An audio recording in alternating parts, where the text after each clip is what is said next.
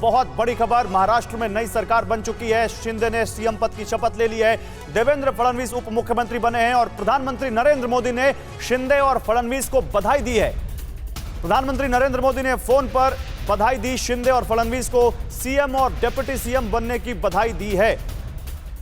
ये तस्वीरें उस वक्त की जब एकनाथ शिंदे ने सीएम पद की शपथ ली और उसके बाद देवेंद्र फडणवीस ने मंत्री पद की शपथ ली। वो डिप्टी सीएम बने हैं। लेकिन देवेंद्र फडणवीस जिस तरह से शपथ लेने आए और जिस तरह से केंद्रीय नेतृत्व ने पहले कैमरे पर और फिर ट्विटर पर उनसे आग्रह किया और बताया कि उन्होंने बहुत बड़ा त्याग किया है, लेकिन उनसे जिस तरह से जेपी नड्डा ने आग्रह किया कि वो सरकार में शामिल हो, उसको लेकर अभी भी कुछ सवाल पूछे जा रहे हैं। लेकिन देखिए कैसे यहां पर बधाई दी है प्रधानमंत्री नरेंद्र मोदी ने। वो तस्वीरें आप देख सकते हैं उनके ट्वीट की। उन्होंने देवेंद्र फडणवीस को बधाई दी और डिप्टी सीएम बने हैं उन्होंने बधाई दी। उन्होंने कहा कि वो बीजेपी कार्यकर्ता के लिए इंस्पिरेशन है।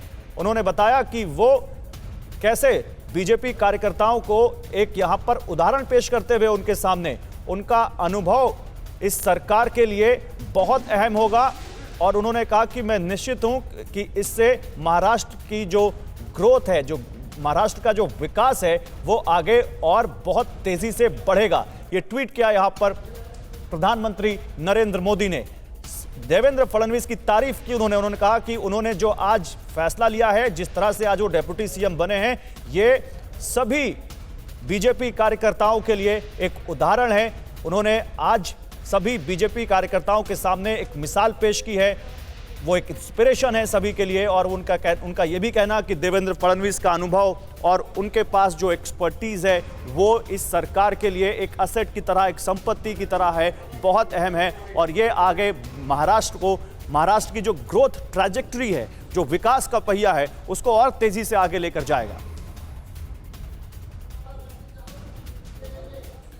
देवेंद्र फडणवीस पहले कैबिनेट में शामिल नहीं हो रहे थे, ऐसा उन्होंने कहा। और उसके बाद जब उनके ऊपर केंद्रीय नेतृत्व ने कहा कि नहीं, आपको डिप्टी सीएम बनना चाहिए, तो फिर वो राजी हुए। कुछ देर पहले उन्होंने ट्वीट करके कहा भी कि मुझे जो केंद्रीय नेतृत्व से आदेश मिला है, मैं उसका पालन करता हूं। मेरे लिए मेरे पार्टी का आदेश सर्वमान्य है।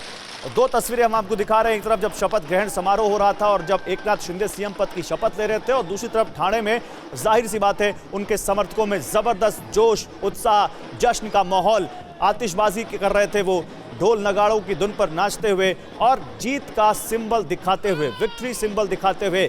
बड़ी जीत है ये बड़ी जीत है ये एकनाथ शिंदे के लिए, उनके समर्थकों के लिए। और ये यहां पर उनके चेहरों पर खुशी बताती हुई कि कैसे एकनाथ शिंदे ने पिछले 15 से 18 दिनों में बिल्कुल महाराष्ट्र की जो सियासी चाल है उसको बदल कर रख दिया। और महाराष्ट्र की सियासी सुफलाम होगा, महाराष्ट्र में देश में एक नंबर का होने का प्रयास करेगा।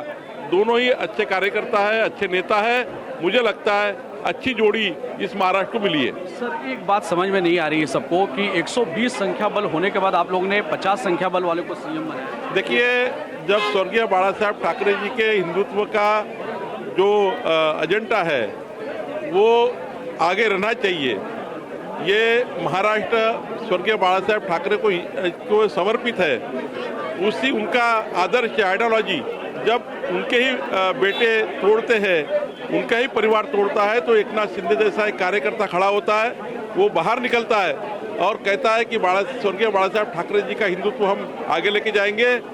उनको मजबूत करने के लिए, उनको सपोर्ट देने के लिए, स्वर्गीय बाला साहब ठाकरे जी का सपना पूरा करने के लिए केंद्र के हमारे नेताओं ने उनको मुख्यमंत्री बनाया है। धन्यवाद सर हमसे बात करने के लिए। ये थे चंद्रशेखर बावनकुले, जो पहले ऊर्जा मंत्री रह चुके हैं और अब विधायक हैं। उनका कहना है कि स्वर्गीय बाला साहब ठाकरे जी की जो विचारधारा थी, जो उनका सपना था, उसे उनके